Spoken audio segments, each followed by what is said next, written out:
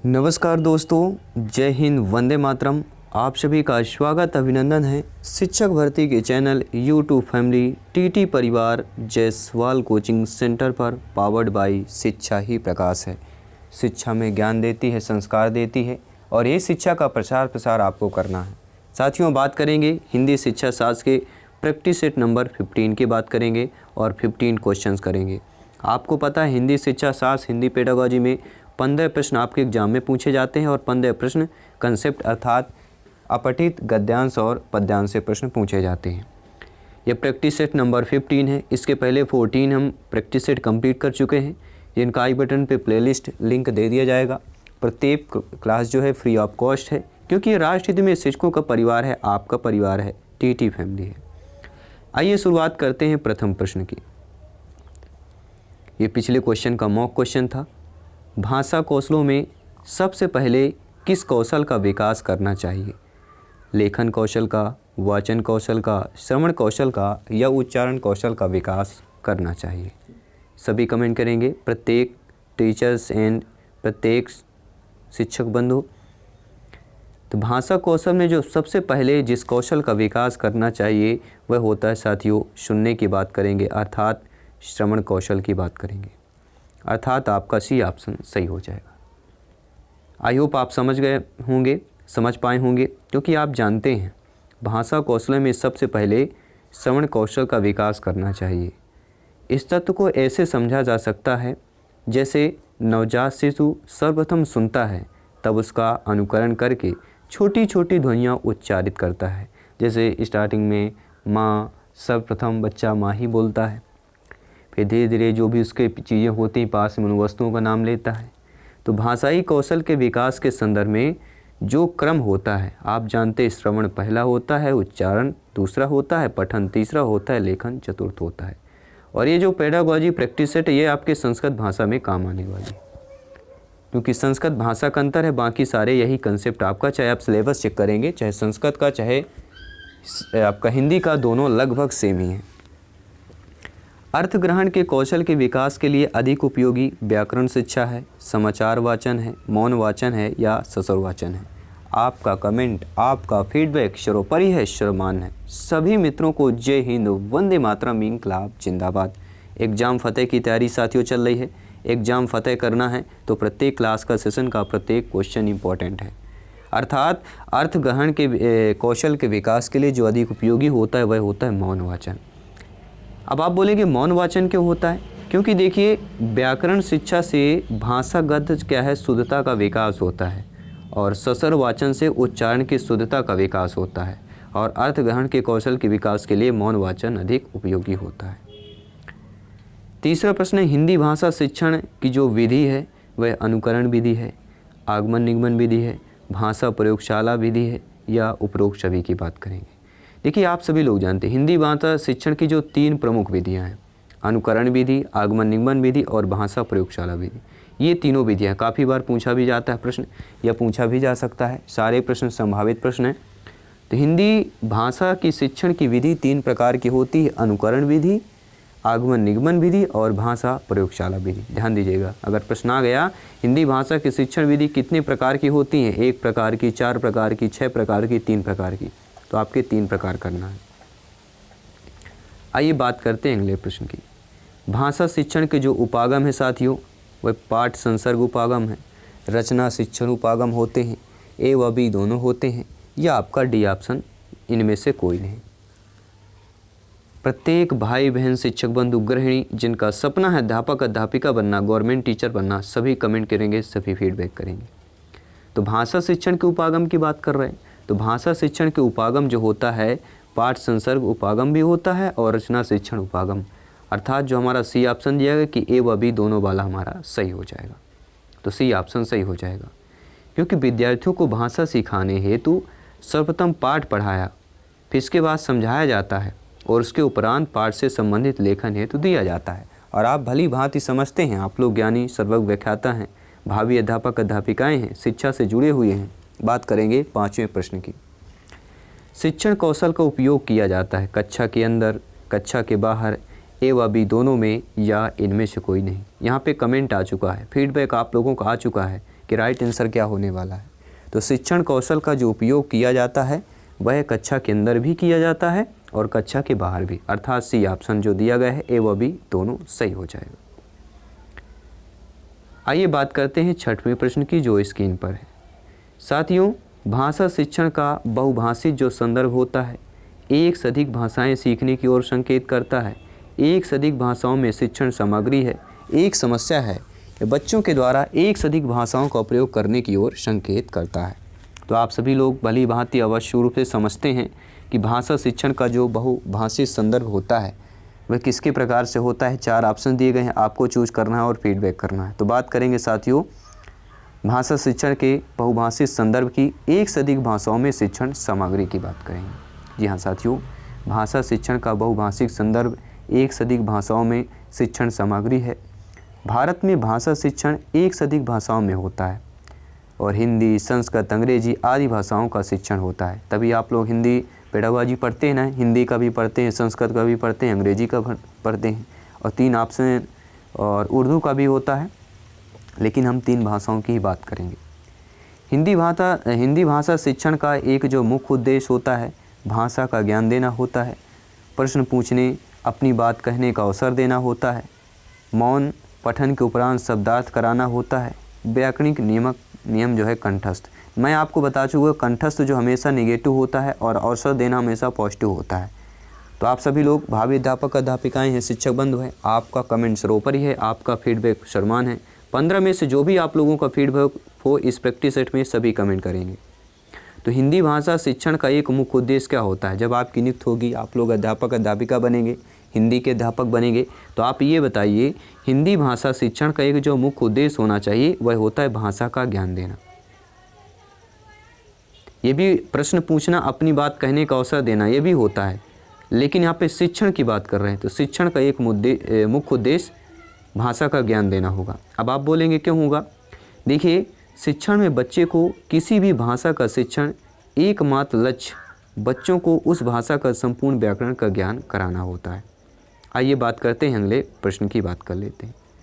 भाषा के शिक्षक के रूप में आप जो है, मान लीजिए आप भाषा के शिक्षक हैं, आपकी नियुक्ति होती है, आप अध्यापक अध्यापिका बनते हैं, तो भाषा के शिक्षक के रूप में पाठ्य पुस्तक पर बल देंगे, प्रश्नों के उत्तर पूछेंगे, ड्राइंग बनाएंगे या बच्चों को अपने अनुभव और विचार बताने के लिए उसमें जो है या उनमें उत्सुकता जगाएंगे।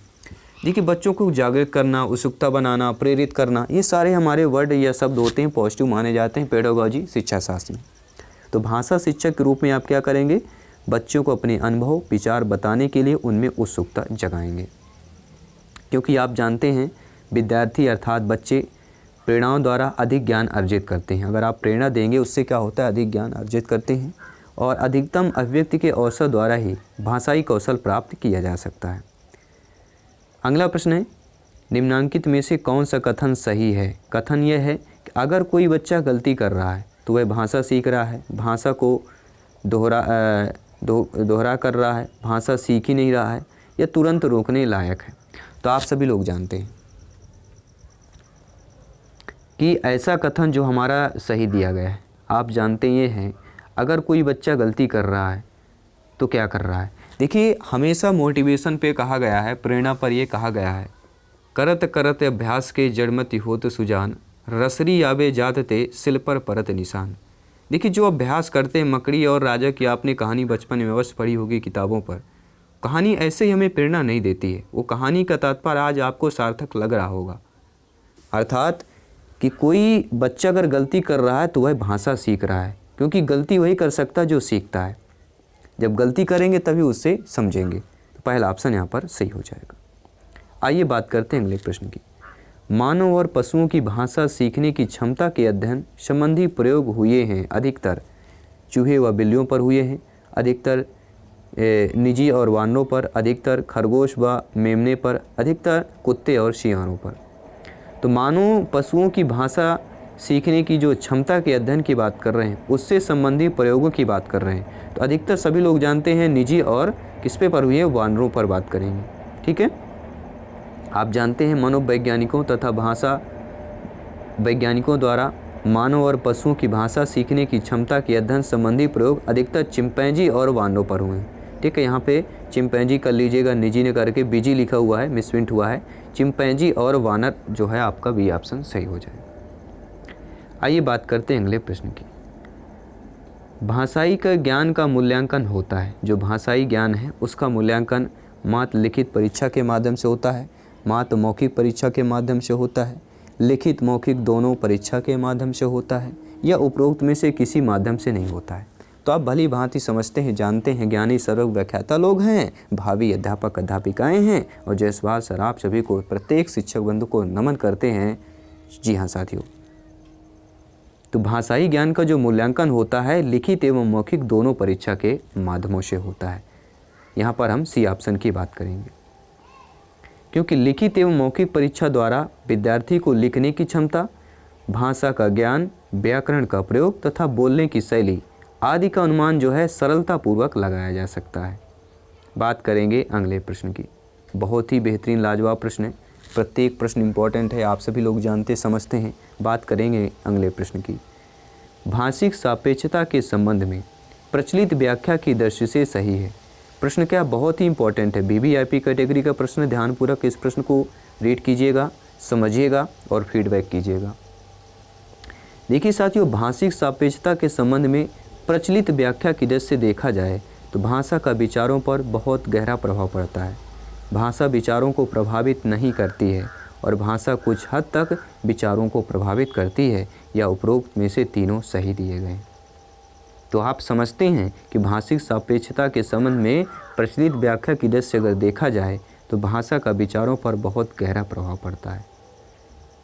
भाषिक सापेक्षता के संबंध में प्रचलित सिद्धांत के अनुसार भाषा का विचारों पर बहुत गहरा प्रभाव पड़ता है। किसकी बात करेंगे? भाषा का जो है विचारों पर आपका बहुत गहरा प्रभाव पड़ता है। जो आपके विचार हैं उस पर जो भाषा होती है आपके विचारों पर गहरा प्रभाव डालती है। लिखित भाषा में अक्षर ध्वनियों के दृश्य प्रतीक होते हैं।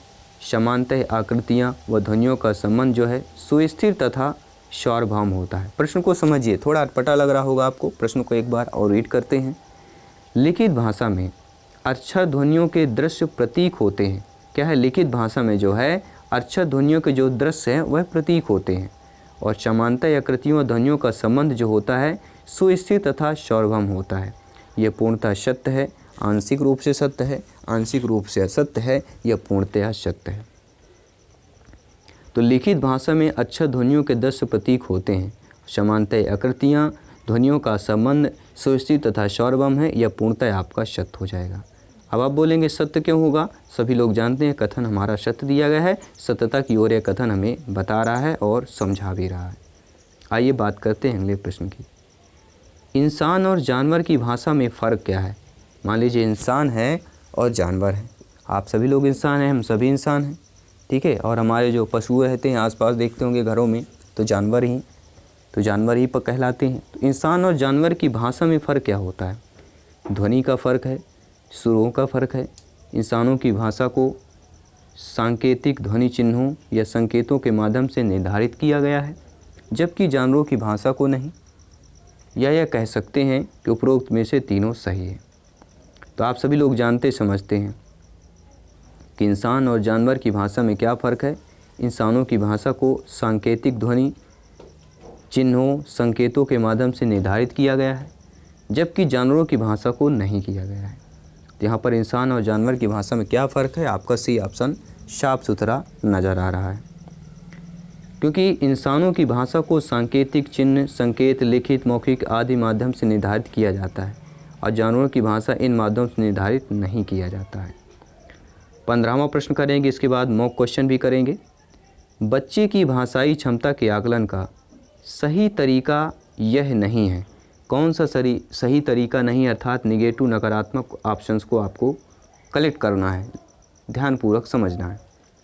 तो बच्चे के भाषाई क्षमता के आकलन का सही तरीका क्या नहीं है? बच्चे का व्यक्तिगत आकलन, बच्चे का सामूहिक आकलन, बच्चे द्वारा स्व आकलन या पेपर पेंसिल आकलन। देखिए यहाँ पे भाषाई क्षमता की बात कर रहे हैं और भाषाई क्षमता के आकलन का बात कर रहे हैं, तो पेपर पेंसिल आकलन आपका यहाँ पे इस तरीका सही नहीं है। बाकी ये तीनों तरीका जो है सही दिए गए हैं, क्योंकि आप जानते हैं कि भाषाई क्षमता का आकलन के उचित में सही तरीका कौन है। बच्चों अर्थात व्यक्तियों का व्यक्तिगत आकलन, सामूहिक आकलन, उनके स्व आकलन द्वारा उनकी बच्चों की भाषाई क्षमता का आकलन, ये उचित सही तरीका दिया गया है। जबकि पेपर पेंसिल आकलन जो है बच्चों की भाषाई क्षमता के आकलन का सही तरीका नहीं दिया गया है। आइए जान लेते हैं आज का मॉक क्वेश्चन क्या है। भाषा शिक्षण का आदर्श वातावरण है। भाषा क्या है? शिक्षण का आदर्श वातावरण है। शिक्षार्थियों को अभिव्यक्ति की पूरी आज़ादी में, भाषागत शुद्धता पर बल में, या अध्यापक के एकालाप पर, या श्रव्यदर्शी सामग्री का प्रचुर उपयोग पर। तो भाषा जो है शिक्षण का आदर्श वातावरण है, किस रूप में है? 4 ऑप्शन दिए गए हैं, आपको बताना है। और साथ ही साथ 15 में से जो भी आप लोगों का फीडबैक हो नीचे कमेंट बॉक्स में अवश्य बताइएगा, क्योंकि यहाँ पर सिलेक्शन सरोपरी है। और जल्द मिलते हैं आपके जो नेक्स्ट क्लास इन्वायरमेंट EVS की आने वाली है, सभी यहाँ पे तैयार होंगे। और आपने अभी भी सब्सक्राइब नहीं किया है, सब्सक्राइब करें अपने परिवार TT फैमिली को, क्योंकि आपका अपना परिवार है। और आउट ऑफ 150 में से 125+ की तैयारी करना चाहते हैं, बेहतरीन प्रिपरेशन करना चाहते हैं, अपने सिलेबस के अकॉर्डिंग प्रिपरेशन करना चाहते हैं, तो यहाँ पर आपको प्रत्येक क्लास इंपॉर्टेंट मिलेगी, प्रत्येक क्लास नए पैटर्न पर मिलेंगे, प्रत्येक क्लास का सेशन का प्रत्येक क्वेश्चन इंपॉर्टेंट होने वाला है, क्योंकि सिलेक्शन यहाँ पर सर्वोपरि है। मैं आपके साथ जयसवाल सर, जल्द मिलते हैं नेक्स्ट क्लास पर। सभी मित्रों को जय हिंद, वंदे मातरम, धन्यवाद सभी का।